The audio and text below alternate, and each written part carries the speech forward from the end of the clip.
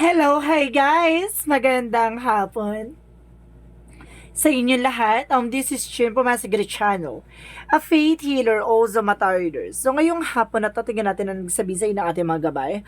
This is weekly gabay for the month of December 8 hanggang December 14 for the sign of Aquarius. So Aquarius, welcome to my channel.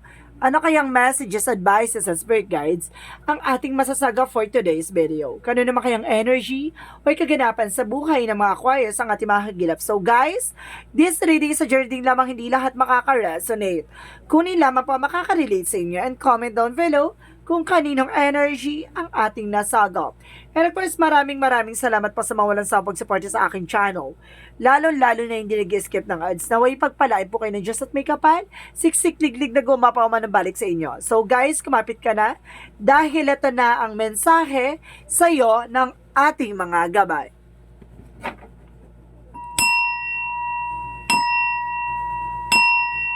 Angel Spirit Messages, give me information for the sign of Aquarius.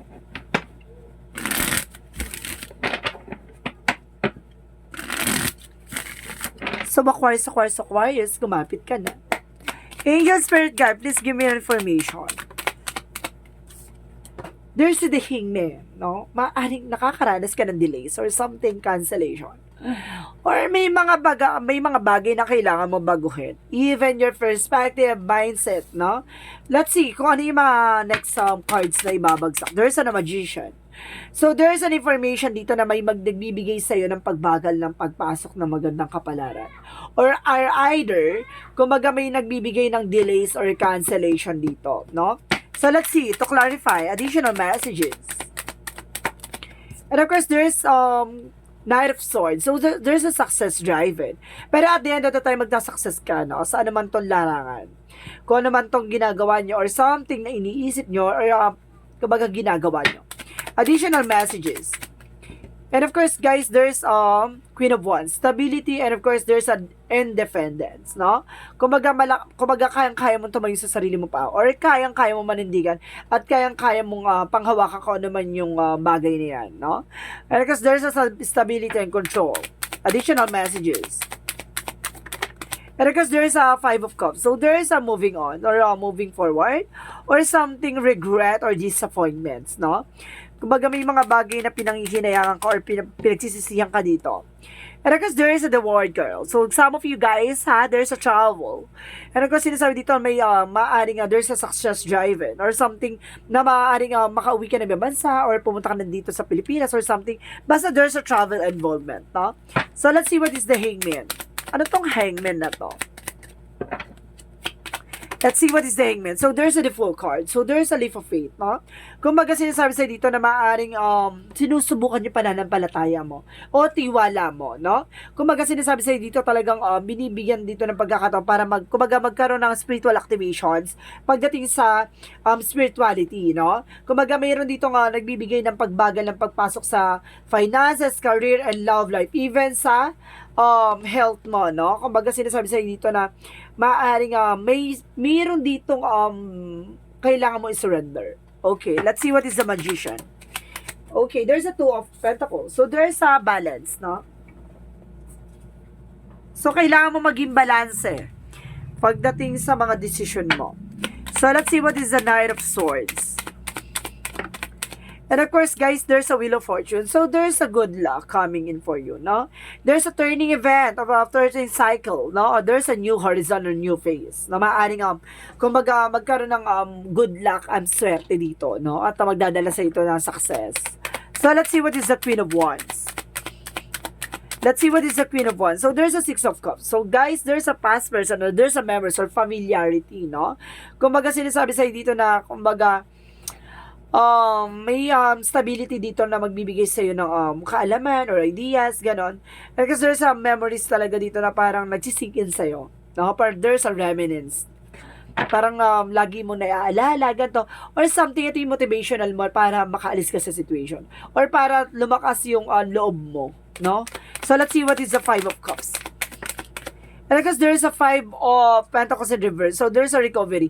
So may mga panghihinayang ka about sa finances na nasayang, nawala. So some of you guys, nagkaroon ng investment or something, pera na kumbaga na lost tayo or something na nawala, no? Or baka nawalan ka ng pera, nalaglag yung pera mo or naiwanan mo yung pera mo kung saan-saan man yan. So there's a regret. So let's see what is the word card. So, there's a high priestess. So, there's a hidden agenda and hidden enemies. So, ibig sabihin dito sa paligid mo, ha? Maging aware ka kasi may mga tao dyan sa paligid mo na, kumbaga, may lihim na inggit sa'yo. So, let's see what is this, the Hangman and the Fool card. Titignan ko kung leap of faith or something new beginning or something, kumbaga, sinungaling na, kumbaga, kailangan maging aware ka. So, let's see.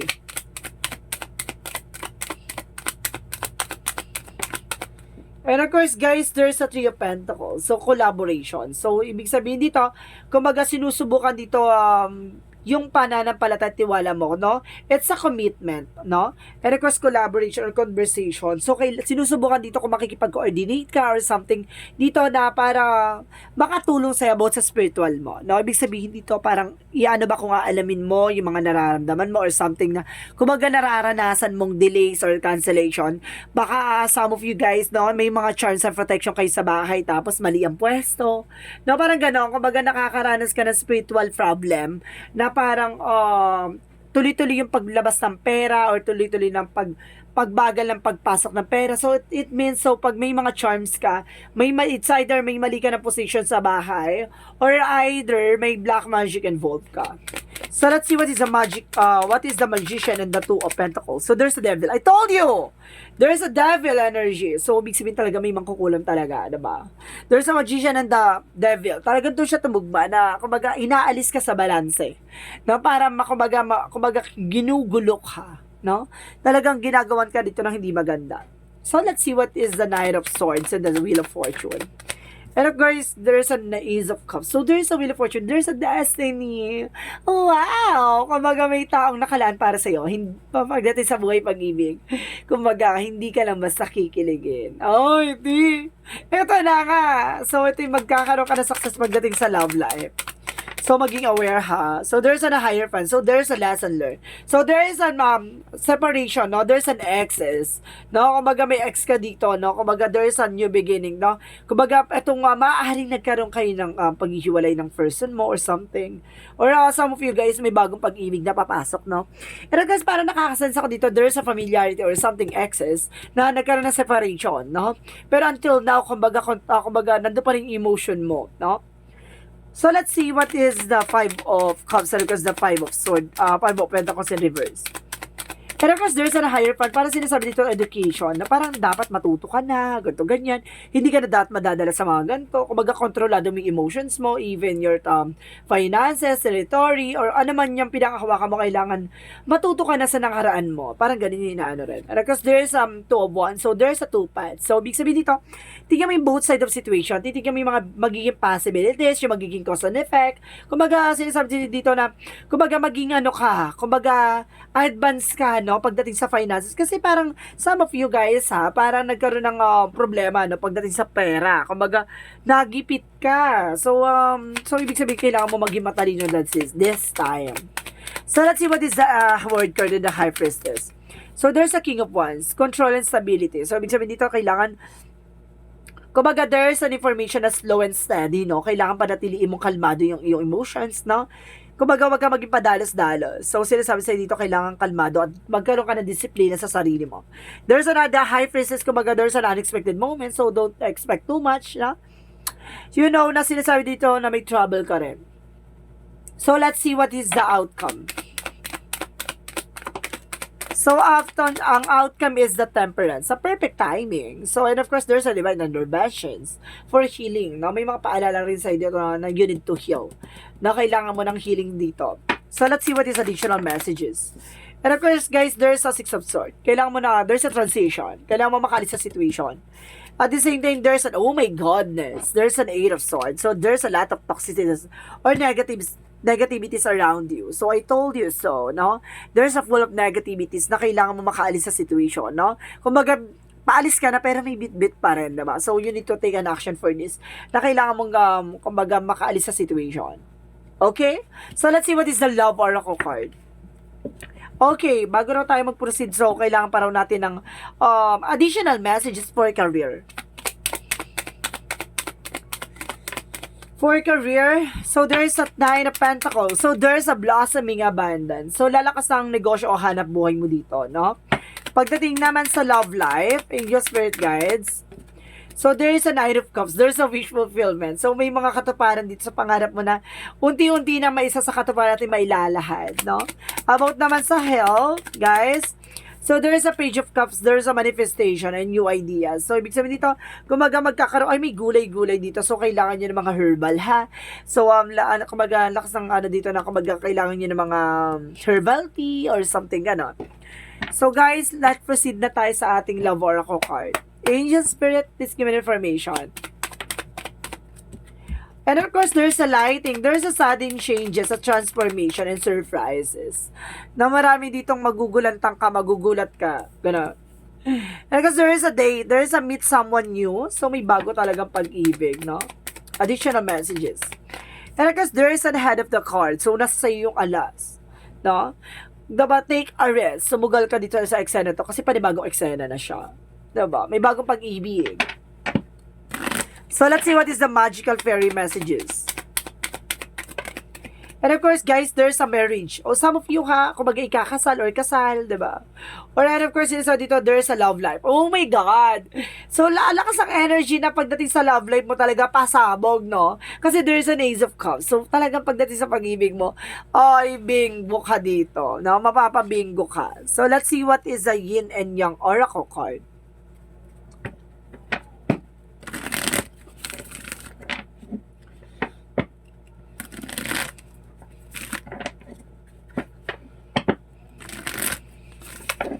Parang sinasabi na muling magmahal. No, pakawalan na ang nakaraan, doon ka labis na nasaktan. Ay, ang harot. And there's a family. So, there's a family, you know, there's a home. And commitment. So, big sabihin, may bagong pag-ibig.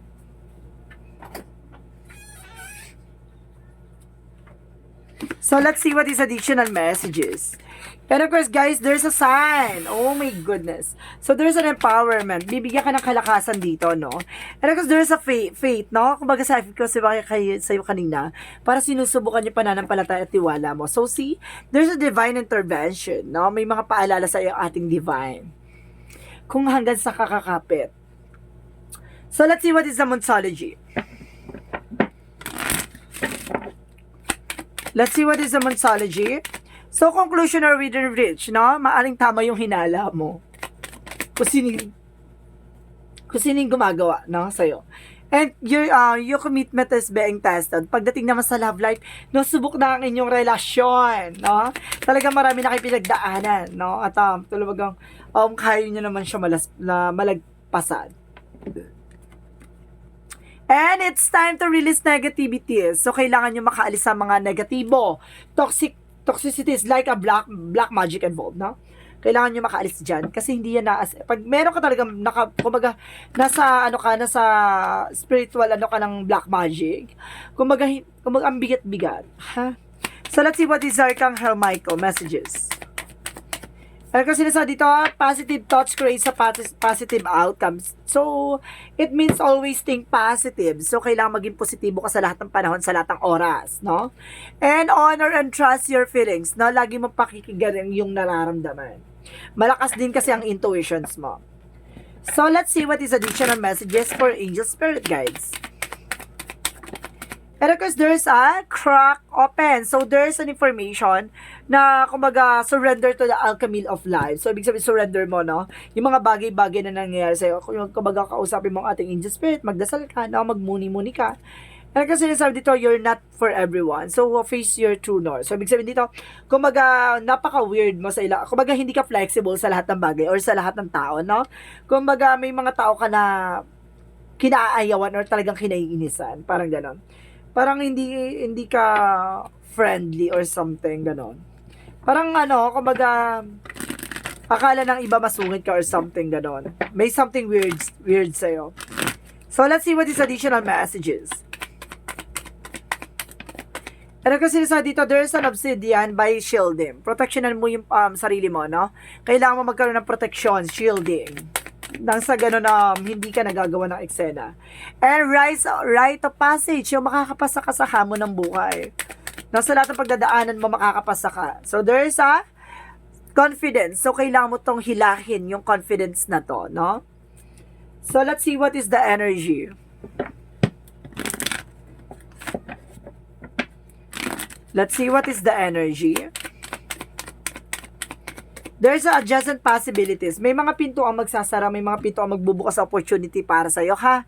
And of course, there's a fifth chakra, Archangel Gabriel. For your intuition, no? Pinapalakas ang iyong intuition ng ating Archangel Gabriel. Kaya nagkakaroon ka ng gut feelings or a vibration or intuitions, no? Or something inner voice. So, let's see what is additional messages. Forgiveness. May mga bagay na kailangan mo ipagpatawad at patawarin kasi isa pa yan sa nagbisilbing blockages. And there's a failure. So, ibig sabihin dito, I understand that a mistake is an opportunity to learn. No? Yung mga pagkakamali or something kamalian mo, kung magagawin mo opportunity yan, para maututunan mo at malaman mo yung mga bagay-bagay, no? At of course, para malaman mo yung pasikot-sikot ng eksena, diba? So, let's see what is the romance angels. Pagdating naman sa romance angels, angel spirit, getting to know each other. So, some of you, if you are single, at may naliligaw sa'yo, so, kailangan mo daw munang kilalanin ang isa't isa. Although there's a marriage, no? Kumbaga sa mga kasal na rin, no? At may relasyon or may partner. So, kailangan yung kilalanin yung isa't isa kahit na sabihin nyo napakatagal nyo na. Diba? May mga bagay pang hindi nyo pa alam sa kanila. No? Maging transparency kayo sa isa't isa. So, let's see what is additional messages. There's a family. So, there's a family. So, some of you may mga kanya-kanyang pamilya na talaga, no? Or something, may mga anak na. Kumbaga, yun yung pinaka-central nyo of a life purpose. So, let's see what is Archangel Raphael. And yes, so, sinasabi niya Archangel Raphael is yes, no? Kung ano yung mga katanungan nyo, or something na, kumbaga, hinihiling nyo na ang iyong kagalingan ay gagaling talaga. There's a yes. So, let's see what is our chakra. There's a wisdom, no? Talaga mabuti ang iyong puso. Mabusilak talaga ang kalooban mo. And of course, there's a recreations, no? Kung magagawin mo yung mga bagay na magpapasaya sa'yo. Diba? Yung mga bagay na, kumbaga, passion mo talaga. So, let's see what is the Jesus loving quotes. Seek and you shall find. So, see, kung hindi mo hahanapin, hindi mo makikita. Diba? Yung mga ganon, katulad ng mga abilities or something skills mo, hindi mo yan makikita kung hindi mo yan hahanapin. Diba? So, let's see what is the angel's answer. Guys, meron tayong angel's answer, no? Bibilang ako ng 3, kailangan nakapag-isip ka na ng question nyo, no? And of course, kapag nakapag-isip ka na, so, at na-shuffle ko na, okay na, no? So, let's see.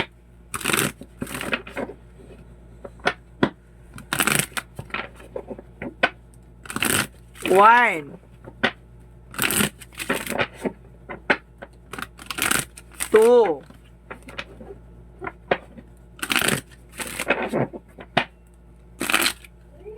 3. So, okay, just answer. Give me your answer for your reading. For your questions, no? Bigyan natin ng kasagutan yan. Oh my God, there's a trust. So, talaga sinusubukan dito yung tiwala mo, no? And of course, there's the situation will improve, no? Ang sitwasyon mo, makakaalis ka na dyan sa kung ano man yung pinagdadaanan mo, ha? And of course, as your angels, so kailangan mong kausapin yung mga gabay mo. So, let's see what is the messages of life.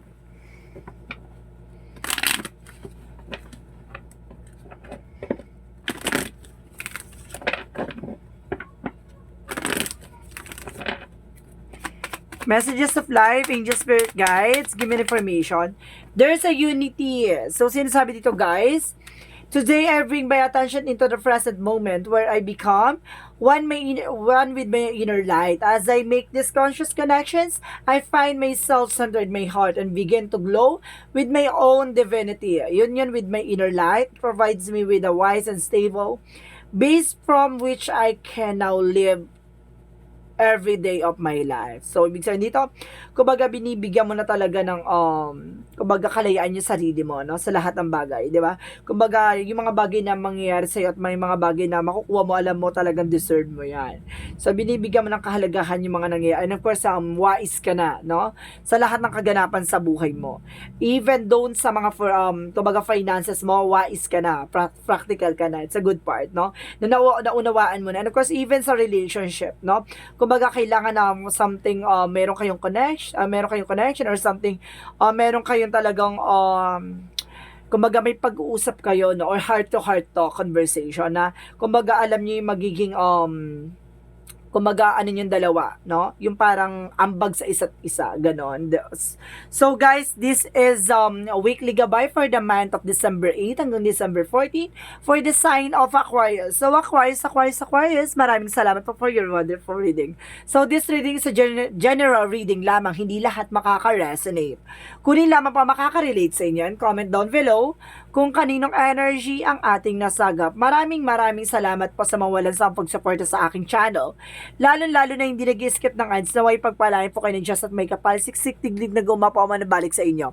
Maraming salamat po and see you in the next video. Bye-bye and babush!